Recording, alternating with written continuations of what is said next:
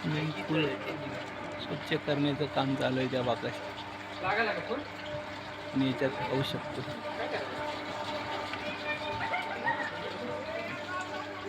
हे पहा.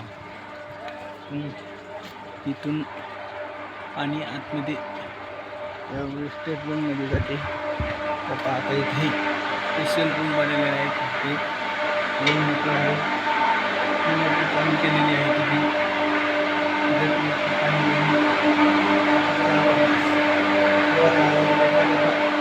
थोडं छान छान पाणी चालू झालेलं आहे. पाणी कचरा आहे, फक्त कचराच येणार. कचरा आणि पाणी दोन्ही येणार. आणि ते फिल्टर आहे, या फिल्टरमध्ये जमा झाल्यास त्या फिल्टरमधून डबल स्विमिंग पूलमध्ये स्वच्छ पाणी चालू झालं आहे. आता पाणी जाळीमध्ये पाडणे.